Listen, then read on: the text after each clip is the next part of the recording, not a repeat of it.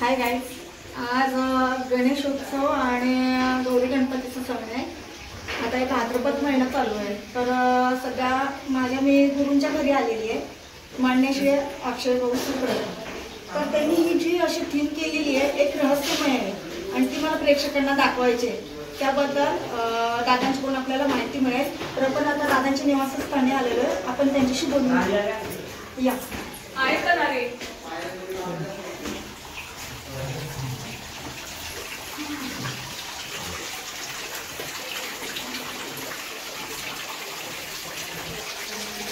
तर हे माझे गुरु माननीय अक्षय भाऊ सुप्रे।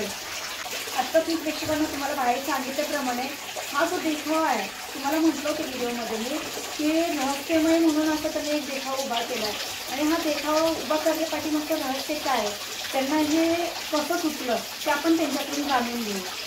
दादा प्लीज आपल्या प्रेक्षकांना सांगा। नमस्कार। गौरी गणपतीचं आगमन आज झालेलं आहे आणि गौरीची आज पूजा आहे आणि गौरीच्या पूजेला हा जो देखावा आपण सादर केलेला आहे हा कर्नाटक शैलीचा देखावा आहे।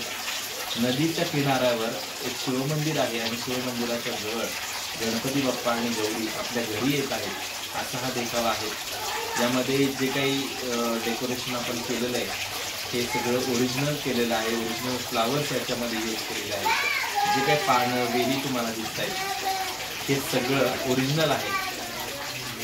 दादा हे काय म्हणत होतं तुम्ही आत्ता माहिती दिली त्याप्रमाणे हे कुठल्या भागातलं कुठल्या विभागातलं हे असं डेकोरेशन वगैरे म्हणजे असा देखावा ही कर्नाटक शैलीमधलं डेकोरेशन आहे। म्हणजे आपण एक काल्पनिक देखावा आहे।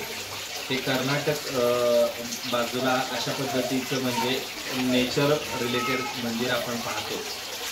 तर असंच हे मंदिर आहे कर्नाटक शैलीमधलं की ज्या ठिकाणी धबधबा आहे, नदी आहे, नदीचा एक छोटासा ओढा हा नदीला मिळतोय अशा पद्धतीने आहे। त्याचबरोबर हे पडकं काही मंदिर आहे की जुनं मंदिर आहे आणि पाणवठ्याच्या ठिकाणी असल्यामुळे या ठिकाणी बघा मंदिराला शेवाळ आलेले आहेत, ठिकठिकाणी शेवाळ आहेत। त्याचबरोबर हे मंदिर हे निसर्गरम्य वातावरणात म्हणजे जंगलामध्ये असल्यामुळे या ठिकाणी विविध पक्षी प्राणी आपल्याला पाहायला मिळतात, तेही याच्यामध्ये साकारलेलं आहे। त्याचबरोबर जे आत्ता गौरी आणि गणपती ज्या ठिकाणी बसलेले ते सुद्धा एका दगडाच्या चौथऱ्यावर बसलेले आहेत अशा पद्धतीचा हा देखावा आहे। त्याचबरोबर गणपती हा अष्टसिद्धी देणारा आहे, त्यामुळे अष्टविनायकाची सुद्धा आपण प्रतिकृती वरच्या बाजूला लावलेली आहे। अशा पद्धतीनं हे डेकोरेशन केलेलं आहे। तिथे महादेवाची पिंड आहे, त्याचं काय सांगू शकता का थोडं? इथं कसं केलंय मी की हा शिवपरिवार आहे की इथं गौरी आहे, गणपती आहे आणि तिथे शिवही आपल्याला पाहिजे। जिथं नदीच्या कडेला किंवा पाणवठ्याच्या ठिकाणी शिवमंदिर असतं आणि विशेष करून शिवाची उपासना जगभरामध्ये करणारी भक्त भरपूर आहेत, त्यामुळे शिवमंदिर साकारलं आहे।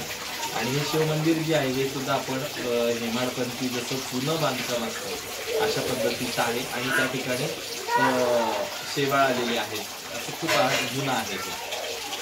गणपती सुंदर आहे, ही मूर्ती कुठून आणली दादा तुम्ही? ही पेनचे सिद्धार्थ म्हात्रे म्हणून आहे, ते दरवर्षी माझी गणपतीची मूर्ती बनवत असतात, वेगवेगळ्या रूपात बनवत असतात आणि ते जे गणपती बनवतात ते मला विचारून बनवतात की तुम्ही थीम कशी करणार आहे आणि त्या पद्धतीने मग ते गणपती घडवतात। त्यांनी जर गणपतीला बघितलं तर गणपती हा सुखासनामध्ये बसलेला आहे आणि त्याचबरोबर गणपतीची जी मुद्रा ही प्रसन्न मुद्रा आहे, एकदंत आहे आणि देता घेता म्हणतात त्या पद्धतीने देता घेता बाप्पा आहे। त्याचबरोबर गणपतीकडे जर नीट बघितलं तर तो लंबोदर आहे, त्याचं पोट खूप मोठं आहे। त्याचबरोबर गणपतीला हातामध्ये जे परशु आहे तो सुद्धा तिथे आहे। त्याचबरोबर गणपतीच्या हातामध्ये शंख आहे आणि गणपती हा विशेष करून आशीर्वाद देण्याच्या मुद्रेमध्ये म्हणजे त्याची जी नजर आहे ती रेखीव समोर आहे। आणि हे आपण जे मंदिर उभं केलंय शिवमंदिराच्या ठिकाणी गणपती बाप्पा आहे, त्यामुळे गणपतीच्या कपाळावर सुद्धा तुम्ही भस्म पाहू शकता, तर भस्म अंकित केलेलं आहे। तर गणपतीची मूर्ती तुम्ही दाखवा की गणपती कसा आपला आहे।